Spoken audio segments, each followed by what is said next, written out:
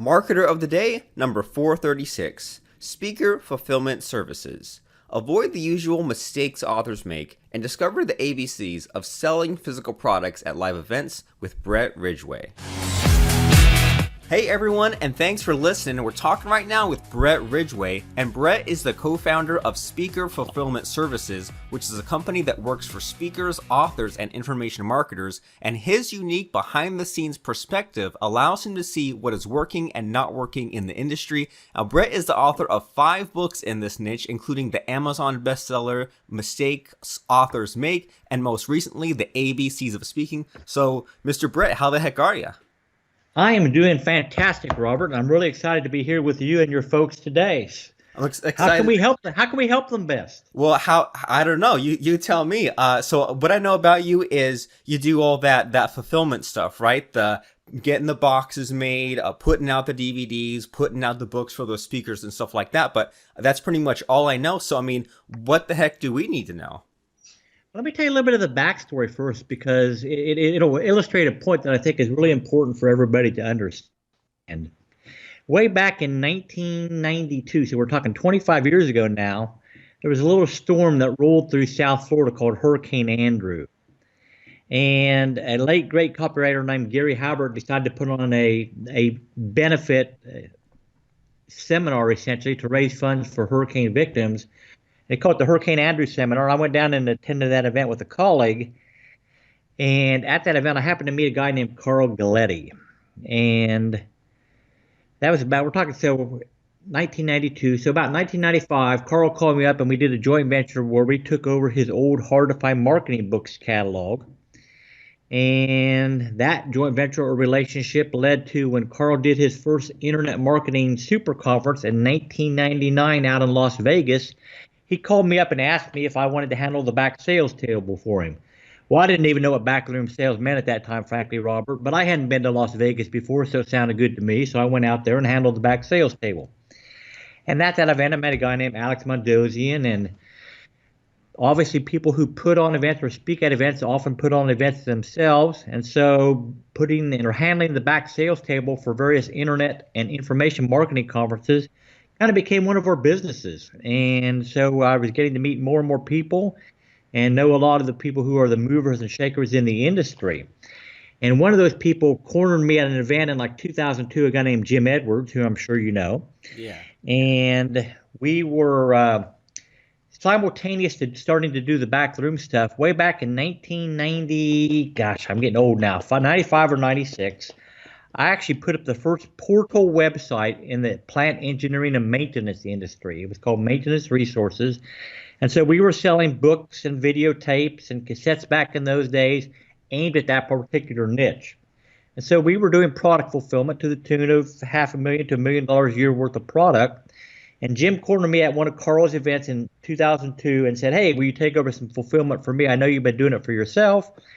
And we'd been thinking about it for a long while because it was kind of a natural outgrowth of all the people I had gotten to know in the industry. So we said, what the heck? Let's put Speaker Fulfillment Services together and see what we can do with it. So here, 15 years later, we are still handling the behind-the-scenes product fulfillment for a lot of the big names in the industry. And so it kind of gives us a unique perspective as to what's working and what's not working in the whole space, how it's changed over the last few years. And the main point that the story is to illustrate is it's really all about relationships, Robert. I mean, the people you know, and you get out to live events and meet and all that, you just never know where it's going to lead. And that chance encounter with Carl Galletti in 1992 is frankly why I'm sitting here talking with you today. So super great. And just one thing led to the next, and it's interesting how you saw all this. You saw all these people out there making money, and you were like, well, how do I fill the gap? How do I help them out? And so why is there a particular reason why you did the product fulfillment for these people? Like, was that something you had done before? Like, how did you go from I'm attending this event to I'm going to be doing product fulfillment for some of these other speakers? Well, we were doing the product fulfillment for our own websites. So we were shipping out a lot of stuff, and the word got around to the speakers at these events that, hey, these guys are doing product fulfillment. It isn't really something that's a good use of my time. I mean, so why should I do it myself if these guys can do it? And so they started contracting with us to do the duplication and fulfillment of their information products, whether it be DVDs, CDs, printed manuals. I even remember back when we first started, we actually did some audio cassettes for a guy once. So, I mean, we go back a ways in terms of the technology in the industry, and it's changed a lot over the years. But it really is fascinating to see players come into the market, players leave the market, how the methods of delivery have changed. I mean, I kind of put what we do akin, Robert, to like the guy who, he's the one that sold the blue jeans with the picks and shovels to the gold miners. All these speakers and authors are the gold miners. We're doing the dirty behind the scenes stuff, supporting them, but making it easier on them and helping helping keep things moving forward. Heck yeah, keep the money rolling, keep the trains going. So you mentioned a couple of times that things have changed in the speaking space and the physical product space, especially in the last few years. So what the heck has changed? What's happened? Well, the biggest changes that I've seen about, oh gosh, it's been 8, 9, 10 years ago. We actually went out and exhibited at a National Speakers Association event in San Diego. And the speaking industry is primarily made up of two major types, as I would define them. Keynote speakers who are paid a flat fee to come and deliver their presentation, or speakers that rely on their back of the room sales. So they're not paid a fee to show up in most cases. They just split 50-50 with the promoter, whatever they're able to sell on the back of the room. And you're very familiar with those models, of course. And when we exhibited at the NSA event back in 2007, 2008, somewhere around there, the whole notion of back of the room sales was totally foreign to the people who belonged to the National Speakers Association. It was like they wouldn't sully themselves to stoop so low as to actually sell product when they were getting paid to speak at an event. Well, that mindset has changed drastically, and you certainly see more and more people relying on the back of the room sales as a primary way to get paid, because a good seller can make a lot more money selling in the back of the room than they can getting paid for a keynote speak. I mean, the Bill Clintons and the Norman Schwarzkopfs of the world are few and far between. Our good friend Armin Morin has sold as much as like $995,000 at one event in the back of the room. So a pretty good payday, even after you split 50-50 with the promoter. Oh yeah. Well, that's one of the major changes. I think there's been much more acceptance by the keynote world to do back of the room products. The second thing is the media has changed drastically. The day of the big box package where you have 10 DVDs, 10 CDs, two big manuals and all that is by and large gone. So a lot of people obviously went to the digital world of delivery when the internet became popular, and a lot of them are starting to come back and recognize that going fully digital is not the way to go, because they saw their membership drop considerably and all that, because people had been trained and used to seeing something physical. So what we've seen the industry shift to, Robert, is rather than the big box package where there's all these massive components and it's literally a 14 by 14 by 14 box of stuff, they've slimmed down the product, converted a lot of the content to delivery via a membership site, so digital delivery on a good portion, but they recognize the value of having some physical component to buy shelf space with your client and keep front and center in their mind as a valuable resource for them. So the size of the products essentially has shifted down. So instead of the big, massive manuals and all that, you might have a spiral bound manual and a couple DVDs. Flash drives have become fairly popular. The biggest thing you had to watch out with on flash drives is the whole out of sight, out of mind thing, and the question of perceived value. Because if somebody has spent several hundred or a couple $1,000s or more to buy your product and you hand them a little, chintzy looking flash drive, there's a disconnect in their mind. The perceived value isn't there. So if you go to a delivery mechanism such as a USB drive, you got to dress it up some. You got to put it in a little fancier package, and you got to make it look the part. I mean, you and I understand the values of the content and all that, but still you've got to deal with this whole mindset of perceived value. And so you've got to think about how you're packaging anything that you're doing. The third thing I think that's been a pretty major shift in the industry is people are recognizing the differences in the learning modalities that exist out there. I mean, some people love to read, other people are visual learners, other people are audio learners, and yet there are kinesthetic learners. People like to attend live events and get their hands on. And so the recognition that a mix of all those modalities is necessary to reach a wider audience is something that people certainly have been taking note of and trying to address. So should you, for example, have a book? Absolutely. But is the book the only way you should deliver your content to your prospective audience? No way, no how. So those are some of the major things that I've seen shift over the last few years. Super cool. So lots of stuff to chew on there, lots to think about as far as like, so it sounds like we should still have that physical package, but not a huge big box of stuff, and definitely not like, I definitely remember those days when you'd open up like a big, huge like binder thing, and there'd be all the cassette tapes kind of spaced out to make as much room as possible, and like the printed written manual would have like tons and tons of margin space, so that way you'd have like 10 big thick things to kind of take up space in the box. But then looking back at thinking back to that kind of thing, that seems like that was super silly, because it was like we were just piling stuff in a huge box just to have that thud factor. And like you said, now kind of you need to have something, and maybe you have that USB stick, but you still kind of have it be somewhat impressive, so that way it's like, okay, well, it's not the hugest thing, but it still has all that great stuff in the package. Yeah, I agree with you wholeheartedly. And I actually had a guy who called me like a week or so ago and still had in his mind that thumb value was what it's all about. And he wanted to do a package with like 80 CDs and DVDs in it. And I said, don't do it. I mean, figure out how you can hone it down to 20 maybe, which is still a pretty big product, frankly. Because what you're dealing with, Robert, is the whole issue of overwhelm. And if somebody gets your big package and looks at it and says, oh my God, where the hell do I even start? Then they're not going to start. They're not going to consume your product. And consumption is what it's all about. If you can't get them to read your book or watch your video or listen to your podcast, the chance of them coming back to you for other products and services that you may have is almost nil. So you got to think how you can get them to consume your product. And piling on things 80 feet deep because it looks impressive is definitely not the way to go anymore.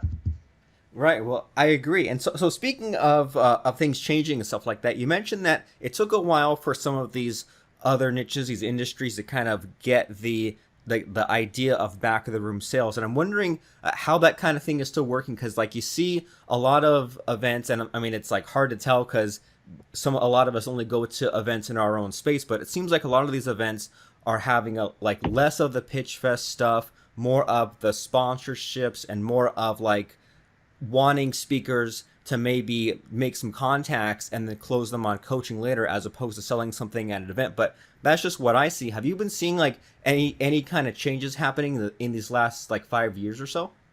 Yeah, I definitely have seen some of the things that you are mentioning there.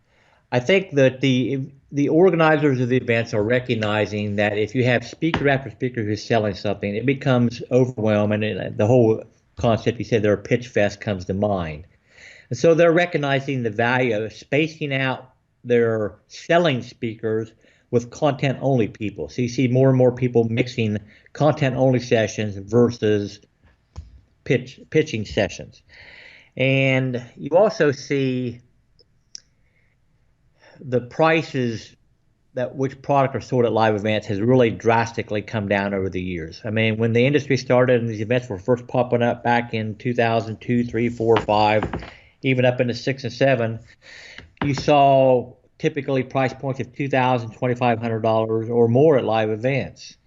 And when the whole industry and the economy crashed in 2008ish, then the price points that products were being sold at live events came down significantly. I mean, you still see a few people at the $2,000 level or whatever, but now the prices are typically more 500, 700, under 1,000. And so it's really a challenge for speakers to determine what events are worth their while, because if you're splitting that 50-50 with the promoter and your price point is only $500, well, that's only $250 to you. And by the time you typically pay your own travel and expenses to go to an event, you got to decide if is it worthwhile or not. So it really has created some challenges for speakers. So the price point dropping down is definitely a big thing that I've seen happen. We also saw, as I mentioned, the shift to the digital world in terms of product being sold, and that also was true for live events. And certainly the smart person who is selling something, whether it's coaching or whether it's a membership site or something at a live event, they need to recognize the value of having something tangible, something physical to give to the attendees at the event, whether it's a quick start CD, DVD, a manual, a book, or whatever. If people are laying out several hundred or $1,000 or more, and they essentially walk away with nothing from the event because it's all digital, again, you're creating a little bit of disconnect there. And so you need to figure out what you're going to do to make them feel warm and fuzzy. And I recommend something physical that you can give to them at the event so they walk away with something that gets them started. Super great. And sort of along those lines, so that the whole concept of even if you sell a digital package, give them something physical to walk away with. Are there any other like favorite techniques from seeing what happens in the back of the room? Anything like that you really like that you're seeing that you think is a good idea? Well, I think one thing that is definitely a good idea, and it allows speakers to up their price point some, is to figure out what you can do without overburdening yourself to give people more direct access or personal touches with you. I mean, you may have product you can sell for a couple, $300, $400, $500, but if you can bundle in some coaching or some personal one-on-one sessions with you, ability to reach out to you, then that allows you to price your product a little bit higher because people value the potential access. Now, frankly, Robert, you and I both know that most people don't take advantage of that access. Very few people will call you, will email you and all that, so it doesn't turn out to be a big burden in most cases. But the more personal or personalization you can wrap into any backroom offering in terms of contact with you, whether it be follow-up webinars, teleseminars, one-on-one coaching calls, whatever, then the higher price point you can sell and the more value in the mind of the customer that what you're selling at the event has. So I think that's the biggest thing I would point out. Super great. And that's a great point that you made there, that when we don't have those extra coaching bonuses, the extra kind of time we offer, then we might hesitate and be like, uh-oh, but if I sell, 100 copies, I'm going to be fully booked and have all this time. But it's great that you mentioned right in there that not, first of all, having all those things filled up is a good problem to have because it means you made sales at the event. But also, I mean, like so few people take us up on the kind of thing, like 10, 20, 30% of people even follow up with us about that those extra coaching and things like that. So there's no harm in adding it in there. And so those are things that you've seen that are great ideas or things that work great. But we also noticed that you have that book called Mistakes Authors Make. So I'm sure you've seen a lot of like really bad mistakes happen at some of these speaking engagements. So what kind of like mistakes do you see happening lately that we definitely need to stay away from? Well, a couple things that I would jump on initially. Number one, if you're writing the book, you've got to figure out what part in your entire marketing puzzle that piece is. Because a book, by and large, I mean, it's great to get royalties and have lots of sales and all that, but that isn't typical for a book. The book is a credibility builder. A lot of people say it's your fancy business card. And so you've got to figure out what you're going to do with that book to turn it into a marketing machine for you. What can you do to drive them from that book to other products or services that you have? And a mistake a lot of people make, frankly, Robert, is they're so anxious to get the book done, they get it done and put it out there, and they don't have any what we call bounce backs in the book that drives them to the website to build their list so that they can then sell those other products and services. I mean, let's face it, if somebody buys your book on Amazon or Barnes & Noble or in a bookstore, that bookstore doesn't pick you up on the phone and call you and say, hey, Bret, Frankie Frisch bought your book and here's his contact information so you can try to sell him more stuff. So you've got to use that book as a marketing device and include those bounce backs in there. Maybe it's, come to my website for a free video or a free interview or a free audio, a special report, a checklist, whatever it may be, that they have to opt in to get that extra thing. And then you can get them on your list and begin to market other things to them. So most people, a big mistake they make is not making that book as much of a marketing tool as it needs to be. I mean, related to that, frankly, Robert, is not having those back-end products or services in place because you're so anxious to get the book out there, you're not fully ready to go.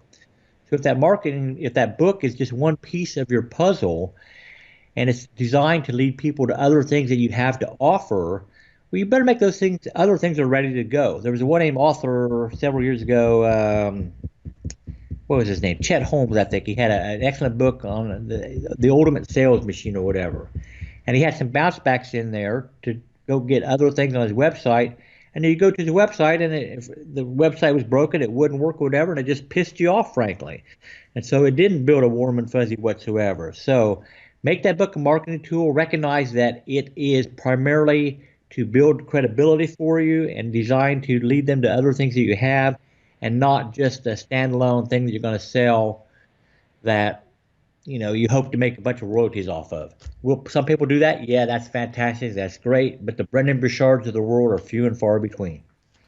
Right, I agree. Super great advice. So it's like if you want to just make $1 per sale for the rest of your life and just be hanging on to a little bit of royalties, then just have the book. But if you want it to connect to other things, if you want it to connect to other websites and build a list and have high ticket courses and a coaching program and all that stuff, then have those bounce backs right there in the book. Really great advice. And so having said that, where do you guys fit in with this? Like with speaker fulfillment services and all that stuff. Like if someone says, well, I've been working on a book, are you the person to talk to, or do you guys only like do the printing? What do you guys do exactly?